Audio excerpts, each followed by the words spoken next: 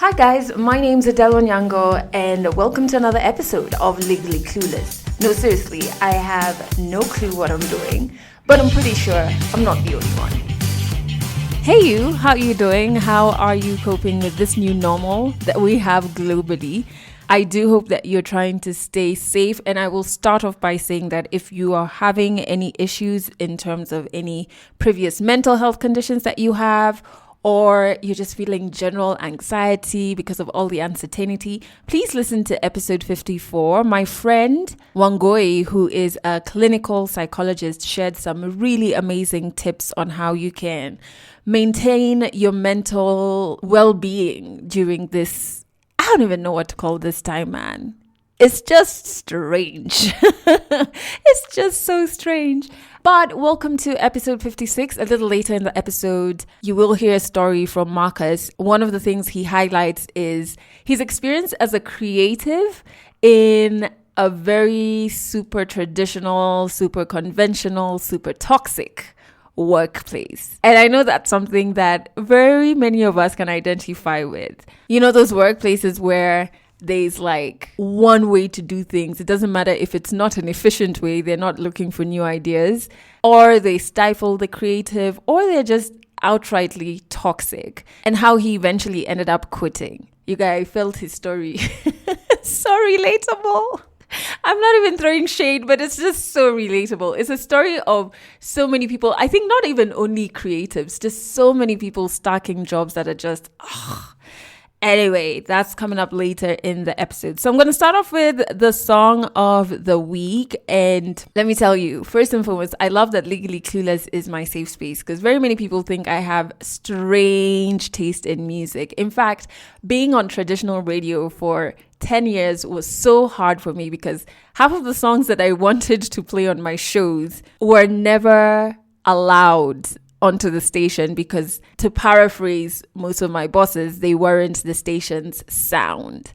So I ended up listening to a lot of pop music while I'm at work. Not that pop music is horrible, but the music that I listen to on a day-to-day, I think pop music is probably like 30 to 40%. The other stuff that I listen to, especially if I'm writing or if I'm trying to get some work done, is definitely not pop music or what you will hear on the radio. So the song this week is by Simfiwe Dana. She's from South Africa. I absolutely love her. I absolutely have no idea what this song means. It's called Ndiredi. I'm going to put a link to it in the description. But there's just something about the harmonies, especially, and how they just kick in. Oh my God. Okay, I have to listen to the song again after I finish recording this episode. But check it out. Let me know what you think.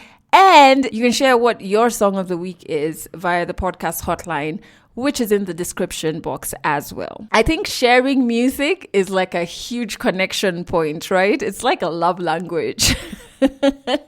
So if you like me even, maybe not love, if you like me, please send me music.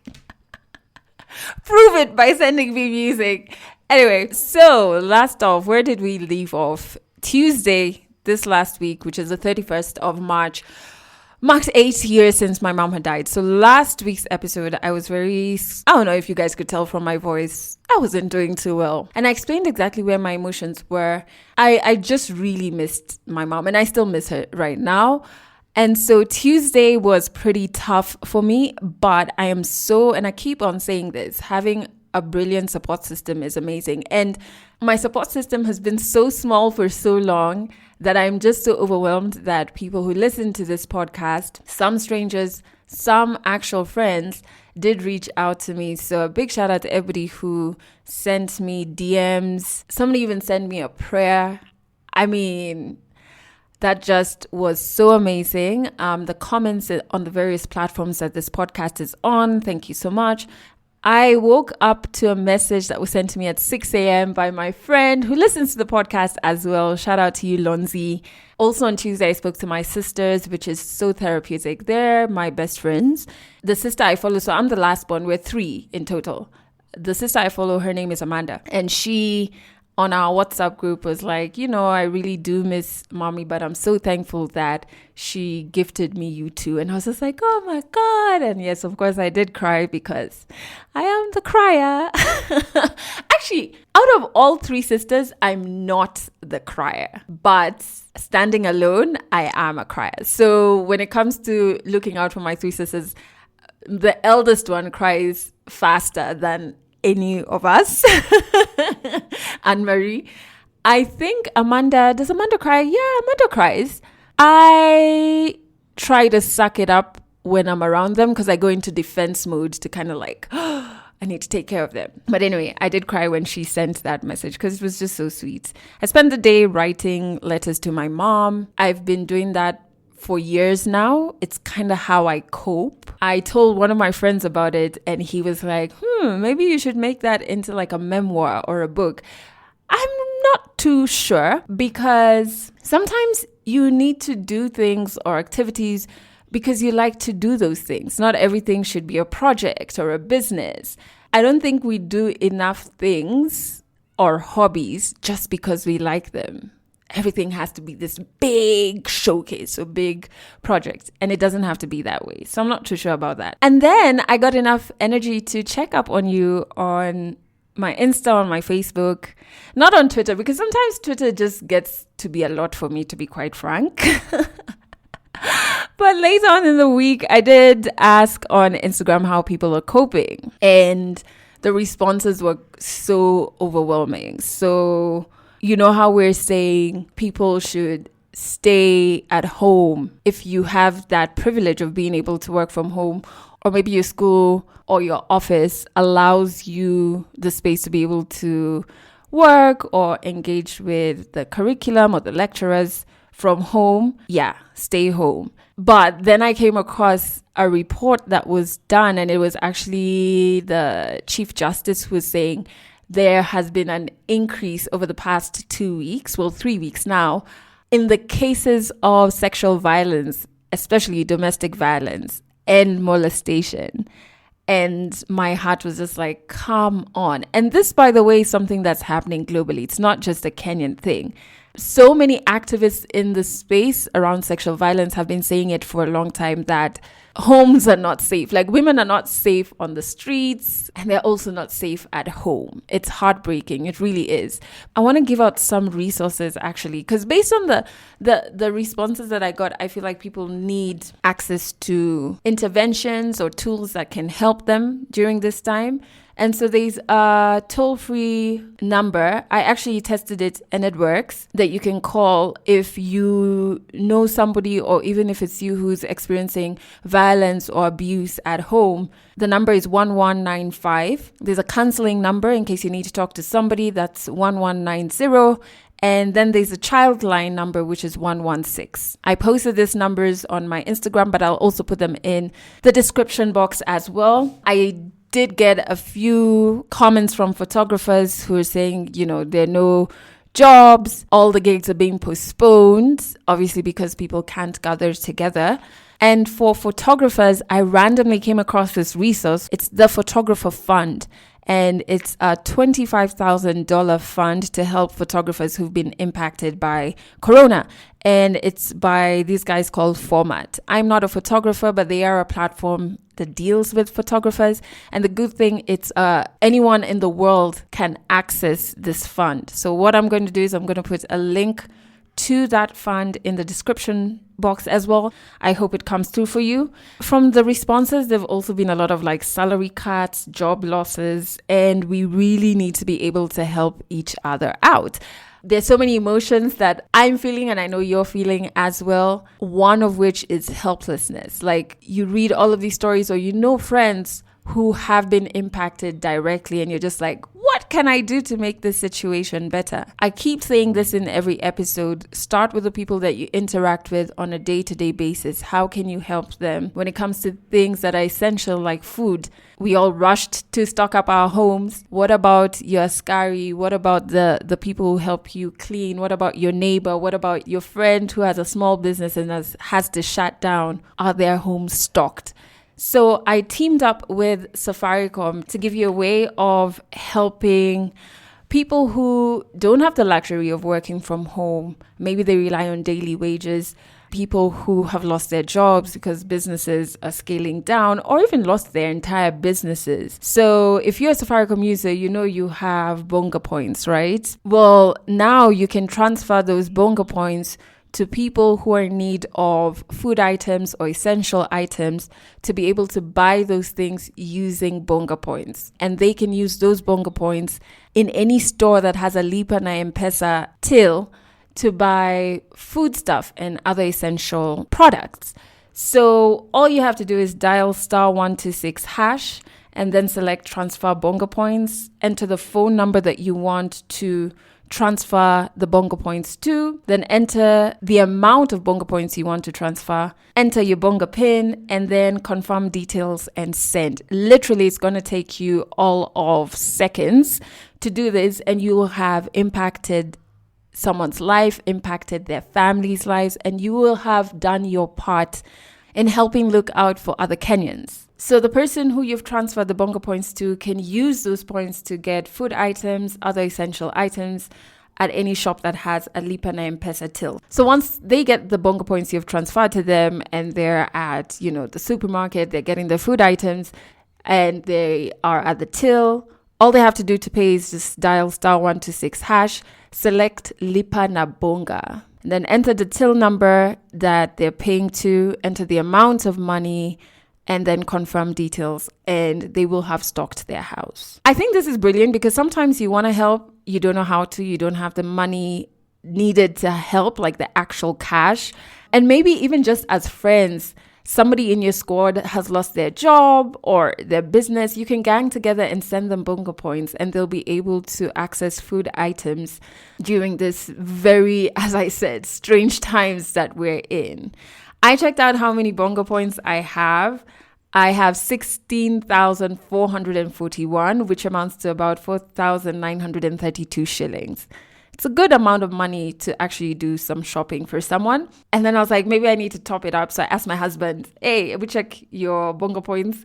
And he is like so low on Bonga points. He has 1,811 Bonga points. But if he gives me his, because his amounts to about 543 bob. If he gives me his, I'll be at about 5,000 bob. So actually, I'll be at more than 5,000 bob. Definitely jacking his. And I'm going to transfer them to Mary. Mary helps us with cleaning and she's just such a sweet soul. So we've already done shopping for her household, but all her kids are home. And when kids are home, you go through food much faster. So we're going to transfer our Bonga points to her. So I hope that gives you another way of helping and helps ease that feeling of helplessness that we have. I want to jump into the 100 African story this week. I mentioned earlier, the storyteller is Marcus, who talks about very many things growing up in Ruai, which is an area in Kenya. Right now, it's full of like apartment blocks and it's pretty urbanized. But when he grew up there, it was pretty rural. And I think maybe it contributed to him discovering his inner writer. But I think this story will really resonate with you, especially when it comes to being a creative, trying to explain to your folks that you want to pursue a creative career, and also being a creative in a super traditional, super toxic workspace, which is just, unfortunately, a challenge many of us identify with. 100 African stories. There is no proper life that you live in university as a musician. If I constantly just walked around feeling sorry for myself, I'm never going to get anything done. There was a bit of frustration in between all of that. I've been breaking my back for this company. Therapy is not for the weak or for the crazy. Stories from Africa. My name is Marcus Olang. Born, raised in Kenya. I have been actually in Kenya all my life up until this point.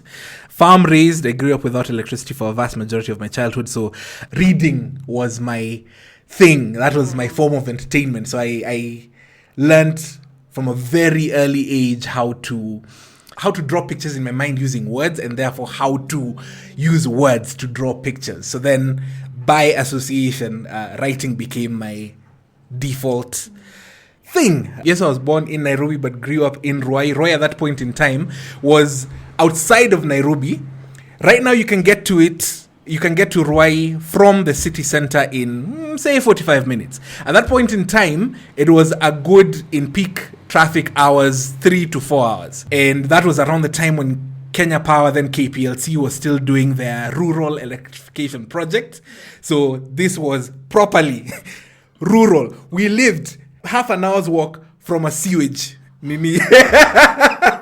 Like the shopping center was around the sewage works. As a kid, my writing was... I didn't have a particular thing that I used to write about. I remember once upon a time, for instance, we were tasked with doing a composition. You know, in primary school, how you'd be told, write a composition starting with the words ta ta ta ta ta ta. So I remember once upon a time I wrote a story. It was a typical exam scenario. You have, was it 40 minutes or an hour to complete your composition? Then when the results were coming back, I was called back into the staff room. Then the teacher asked, where did you copy this story from? So I'm seated there, or standing actually, because at that point it was rude to sit when your teacher was talking to you or you're calling for a beating. I'm standing there and wondering, wait, where is this coming from? So I insist, I very vehemently insist, I didn't copy it from anywhere. And the teacher said, no, this is too good for it not to have been copied. So there was a whole, okay, fine, I'll write another one. Actually, now that I speak about it, I think from that point, it evolved one level up from being just about the love of exploring my imagination to, I'm going to prove a point. I started writing publicly around 2007. And that was when Facebook was also just starting to pick up. So they had this very popular notes feature where a lot of us would write about our heartbreaks and how we are disappointed in life and about how such a girl or such a boy has broken my heart and therefore I'm going through this dark phase and everything is painful and I hate everything. I used to write prose and stories simply. It was... I pick a subject. I remember at some point I wrote erotica. Anyway, so I'd just pick a subject, I'd pick a story, I'd pick an observation. A lot of it would be centered around a character and go from that. So I started with that, the Facebook Notes feature, and then it started, my profile started gaining popularity. I was an influencer at the time. Hey! So it started gaining popularity, and with that, I started exploring blogging. What was the blogging platform at the time? Was it blog.com? No, there was one before. Blogger. There was blogger.com, the Google one. And then went to, I think, blog.com, then typepad.com, and then WordPress.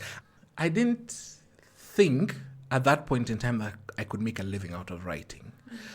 Which a part of me kinda still thinks at this point in time. However, my current point of view has changed slightly in this form. So I'll say what my current point of view is, then move it back there. Currently, I view my writing as one of the tools in my arsenal. In as much as I'm not directly being commissioned to write pieces, my writing is still at the core of what I'm doing with my different platforms, my different pieces of work, with my, thus far up until now, with my strategy work, with courage stories as well. Writing is at the heart of that. With my photography at the moment, what I'm doing is, yes, there is a still imagery, but I'm pairing that with a story as well. So it is paying, but not by itself. It's always as a tool that is helping something else. At that point in time, I didn't think that it would, because, you know, when something is repeated to you enough times, you kind of believe it. And at that point in time, I'll start this with the disclaimer. I love my parents. Okay? I don't think I would be the human being. In fact, I know for a fact I would not be the human being that I am today without them. For both biological reasons and psychological, mental reasons. I wouldn't be who I am today without them. I also don't fault them for the belief that was largely held by a lot of our parents at the time, that there is a designated path to being an adult. Go to school, graduate, get a job, get married, la da da da da da da. There is a path. Now me, who has come out of high school, I have discovered this thing called Facebook, so I'm always on my phone. Let's start from there. I have, in fact, started diverting funds and saving money and walking home from class so that I can save money for better phones as time is going along. Yeah. So there was a bit of tension in our relationship at that point in time between my parents and I remember at some point one of them asking, yes, you're doing these things, but how will they help you in life? Yeah. Which, again, I don't fault them for, because different times, different rules. Yeah. But because I am a stubborn human being, listen, okay? Or even if you don't listen, it's fine. I'll do what I'm doing. Where is it leading? I don't exactly know, but I'm following my gut. The experience that comes to mind that for me, because my instinctive reaction is that there are very many things that built up, but the one that comes to mind at this point that stood out and told me that a particular space isn't necessarily suited to my writing or my exploration of, because I consider my writing an exploration of human experience and human psyche and how we think, both as individual and as a society, would be in agency. So I joined agency with the grand idea that I would be at the heart of shaping minds across the country and in different countries across the continent. Because you're working with people and in organizations and with organizations that have a massive footprint. Think about any big name in Kenya today. I have worked with them. So I go into agency thinking, wow, I have a chance to shape the narrative, touch lives across the your job here is to write copy that client will approve, okay? Based on what the client thinks is right. You and your lofty storytelling things, please sit aside. Again, for me, my writing is a storytelling tool. My photography, everything I do is, what's the story we're telling here? What's the drive? Where are we going with this? And then when you come and you're told, we need to improve sales by 50%, come up with a campaign that improves sales by 50%, which is very possible. Very possible. My school of thinking is you only do that by actually actively changing lives. So you need to create a story that empowers a person and makes them feel, oh my goodness, I am worthy of being a part of this grander narrative. As opposed to, here, I have a promo. So I'm currently consulting with an agency, yes. But the previous agency I was with was a full-time gig. And my decision to leave that was one that was building up over time. Backstory. Because I am Kenyan, as Kenyans, we have this thing collectively that we are raised with that teaches you how to endure regardless of what's happening. Vumilia, my friend. It will be all fine in the end. Whether it's, so depending on what school of thought you're from, I see it as a collective of different things. It's how we are raised, how the school system teaches us. The fact that the vast majority of our experience is centered around this, loosely speaking, Christian experience. But our version of the Christian experience is you need to suffer for you to be worthy or succeed, or so you have to as a rule suffer. And if you don't endure this suffering, then you're not worthy of the success that is coming. Blessing is what I was looking for the blessing that is coming. Hallelujah! Precisely because of that kind of upbringing, that it is inherent in me as a Kenyan, there are a lot of things that I am able to overlook and a lot of things that I am able to live with. So there are a lot of things that were happening over time, and I genuinely feel, and based on even different conversations that I've had with different people, there was a heavy culture, and as is true of a lot of agencies in Kenya, because that's the experience that I am aware of and that I know of, a lot of abuse and a lot of gaslighting in the name of either respect the chain of command or abide by the rules that we have instilled or installed in this particular space. And those are things that I was able to live with for a very long time. But the one breaking point for me was sometime in, was it March of the year I left that agency? My grandma had just died. So it threw me off completely. And it threw me off in part because family to me is a very important thing. I associate a lot of good memories with being in shags. For example, one of the memories that I have is this will be a very basic thing. Up country, there is water that comes from an agulu, a pot, that sits in the corner of a room. And it's always mounted on a three-legged stool. Three-legged stool, corner of the room, brown agulu, covered with a sufuria nini, an aluminium cover. That water, I know the people who say water doesn't have a taste. I reject this thinking violently. Water has a taste. And it can be a beautiful taste. And that water was the best taste on the planet. I don't care what you say. I don't care. You can cook the best meal on the planet. That water is the absolute best thing that you will ever taste. It's perfectly chilled. There was just it was like a science, between the taste itself, the temperature, it was just a perfect thing. And it used to be one of two things. There was either a metallic cup that you you fill your cup with, or a big plastic cup that had 3 rings at the top, 3 rings at the bottom, and it was an old one that was also used sometimes to serve tea. So that for me was one of the things and memories that I feel like I lost. And it just, for me, it was a sense of a loss of childhood. So this I started to break down a whole lot later after that. So I feel now that the loss of my grandma then, for me, was a loss of some parts of my childhood that I really loved and enjoyed. And in addition to that, the fact that I visibly saw how much it tore my mom apart, because I would call her in the evenings and I would hear her voice. And mothers have this thing where they try to be strong for their children, but at some point in time, with the benefit of adulthood, you can hear what they're going through. So a lot was going through my mind at that time. And then as all this is happening, I've told people in the office what's happened. I'm about to travel.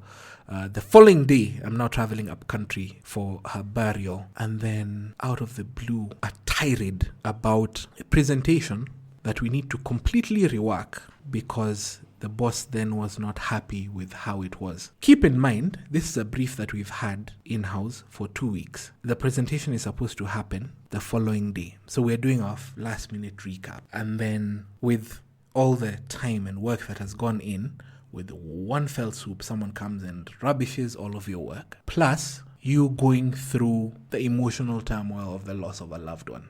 Mentally, I disconnected at that point. And I don't remember what the subsequent event was, but I remember and I remember distinctly it was a Wednesday. But I remember at that point making the decision, you know what? I don't know what I'm doing next, but I do know that it is not here. At that point in time, the contract that was in place, the thing is, people try to be clever with contracts, not realizing that it can cut 2 ways. So when someone puts in your contract that you have, was it 2 weeks notice or 1 month notice? A lot of times the other party puts it in place thinking, I can use this to cut you off at any point in time. At that point in time, went back to the contract, looked it through, like, aha, I see the loophole. Here it is. I will take advantage of it. I am resigning now. Leave days accrued.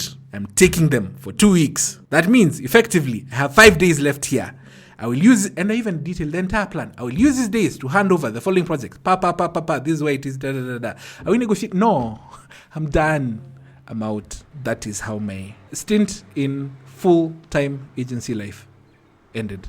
That ended my fear of not having a plan, because I didn't know what my next step was going to be. I just knew in this particular chapter, this is the end of this particular chapter. What's next?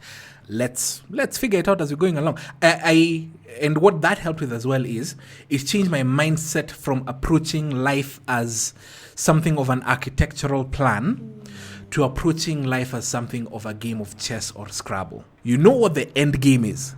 So for chess, for instance, because I enjoy playing chess, I know that my end game is I need to checkmate my player. But I don't know what the other players' moves are. I figure them out as I'm moving along. I know my pieces, I know my strengths, I know at what point to move the queen, at what point to move the knight, at what point to make a sacrifice. I know I can calculate based on the step at that particular time. So that marked a transition in how I thought about planning. So identify, what are my strong players? What can I sacrifice? What can I hedge for a while and make a massive queen sacrifice there for me to get the checkmate? So for me, that marked the shift in that form of thinking. However, photography didn't come in at that point in time. What happened at that point in time is there is a wonderful human being that I still currently work with called Alan. This is a guy who I had met incidentally very many years ago.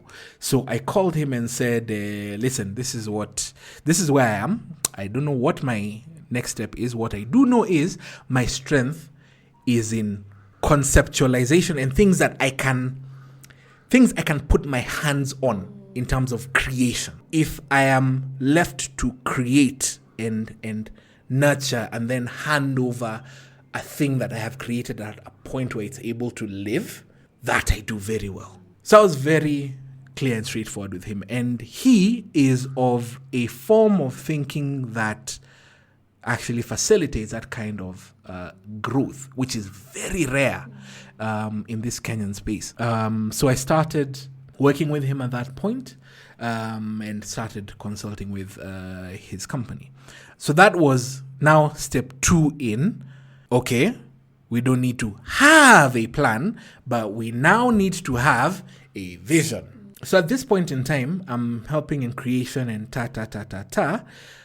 but I now go back to starting to think about myself, who I am at my core, what are my strengths, what am I genuinely and truly good at. That helped in putting a renewed focus on what my vision would be. So for me, going back to my lofty dreams and ideas when I was going into agency to change millions of minds, I've always had a desire to allow each and every one of us, or at least give a space for each and every one of us to believe, despite what our upbringing and society may teach us, to believe that we are our own unique people and we are worthy of living our existence in what is true of us. Which was one of the reasons why, once upon a very long time ago, when a human who I consider a good friend gave me a call and said, Marcus, there's this radio station that is starting up and there are slots. You can come and audition and then see where it goes. That human being, her name was, I lose it for, yes, Adele Onyango. Yes, that is her.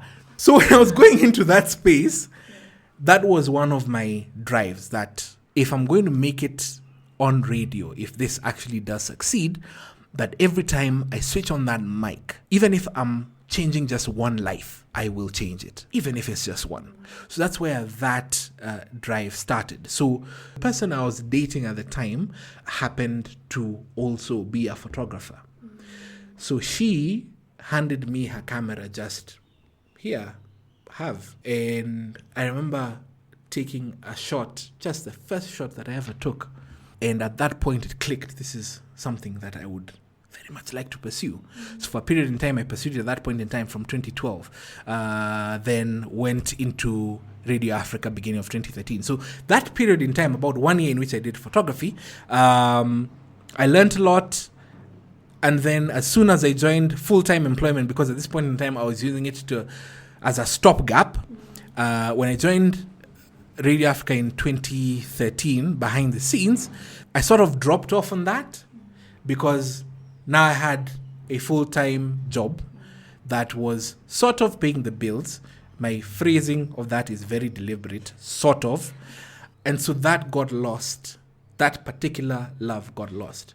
So fast forward to 2017 and into 2018, where I'm in this space where I'm reevaluating myself and figuring out what am I truly strong at. In between this entire period of time, between 2012 and 2017, I had been doing one annual gig of photography. There's an event that raises funds and awareness for breast cancer by an organization called the Tukuza Trust. So every year in October, they have a series of concerts. So every year without fail, I would borrow a friend's camera and go and shoot that event alone, 2013, 2014, 2015, every year. So come back to 2017, I'm starting to evaluate what I am good at, and I bring this back. And I think to myself, I want to tell stories. I want to tell people's stories, stories that matter. So I start exploring my photography side again. So that grows over 2017.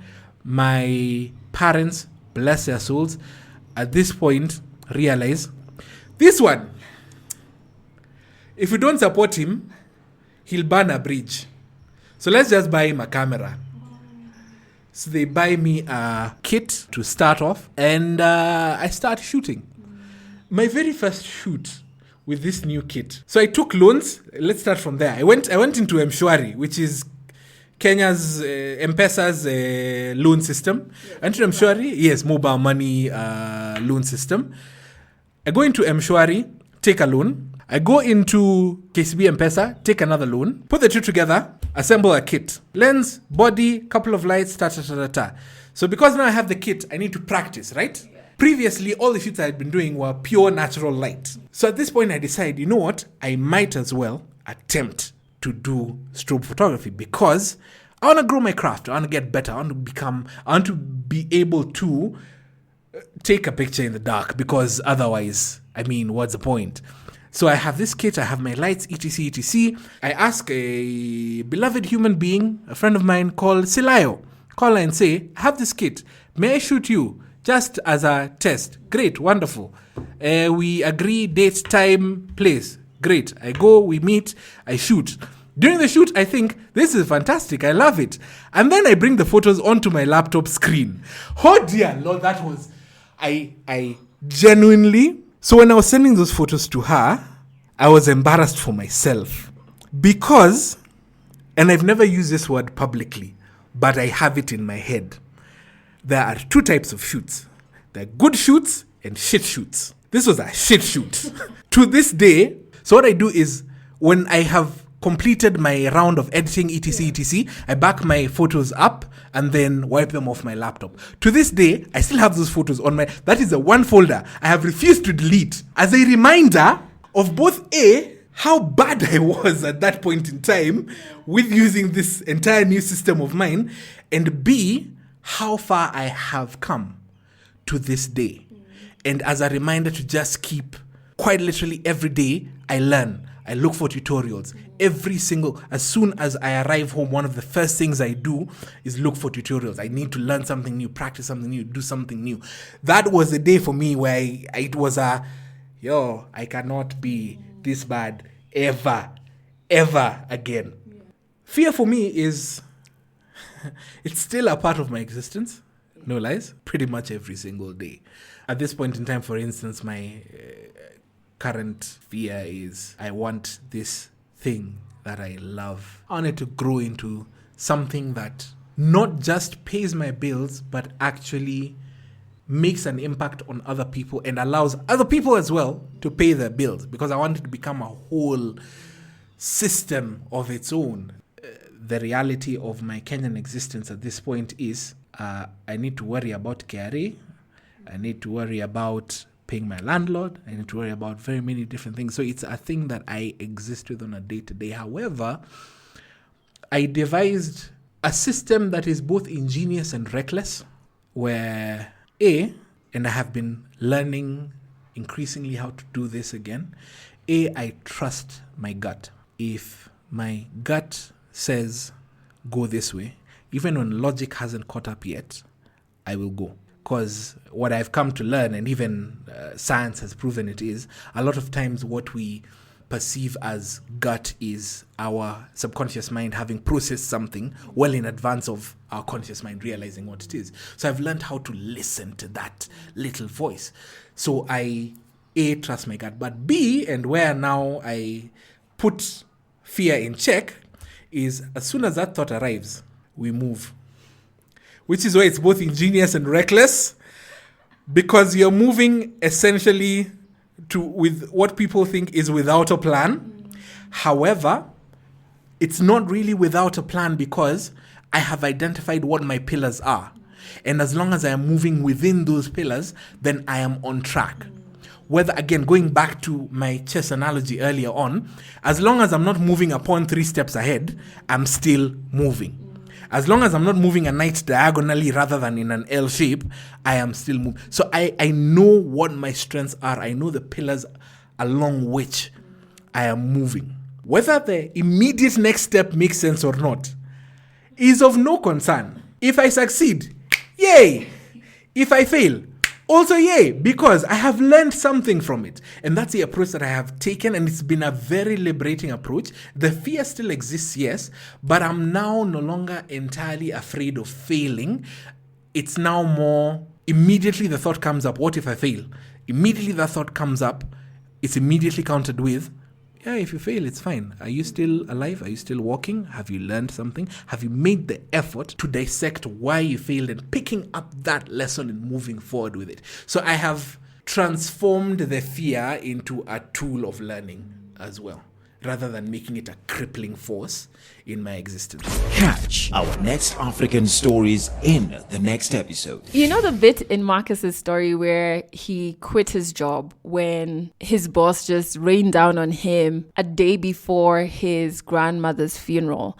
It reminded me of a place I used to work in, and it was my mom's memorial. So we were all going to travel up country to like our home to have this mass as a family in honor of my mother.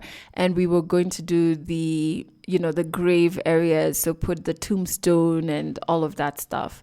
I had to apply for leave because our home is like an hour past Kisumu. So by road from Nairobi to home takes like 7 hours, nice and clean, 7 hours on the road.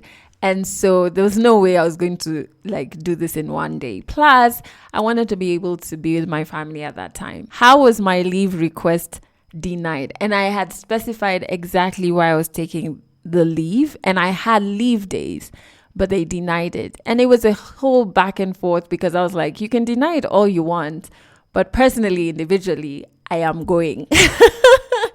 I don't know why that happens at workplaces where they forget that your employees are humans with feelings and there's things happening in their lives.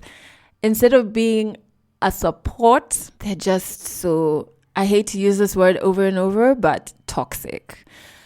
Anyway, away from that, don't want to put you in a terrible mood. I would love to hear from you if you want to be featured on Legally Clueless, if you want to tell your story. So step 1 is you sending me a WhatsApp audio note to the podcast hotline number, telling me a bit about the story that you want to share. Step 2 is based on your 1-minute audio note. I will send you personalized story prompts to help you figure out the story a bit better. And then step 3 is you and I set up a Skype call date. Ooh. Wow, Adele, so random. Where I'll record you as a storyteller. A point to note though is that you don't have to share your name when you're sharing a story, because some stories are actually quite personal that I've received. And so that's an option, of course, for you not to disclose your identity. But the podcast hotline number is in the description box, but I will tell it to you now as well. It's +254 768 628 790. It's in the description box, so you will find the song of the week there. You will find all the resources from the gender-based violence helpline, childline, the one for counseling. And I'll also put a link to the Safaricom page in case you have any questions around how to transfer your bonga points to help people who are in need of food items during this weird, hectic, overwhelming Corona times. However, thank you so much for listening to this episode. Join the Legally Clueless tribe on Instagram at Legally Clueless Podcast. And thank you to everybody who tags me in the screenshots of them listening, in the videos of them doing their makeup as they're listening to the podcast, as in, yo, Canvas and Ink. Big shout out to you. Those tags, I don't know if you guys get it when I say it, but they really make my day. And that's it for this episode of Legally Clueless. You can share this podcast with your friends. You can keep it for yourself. I'm not judging. Just make sure you're here next week for the next episode.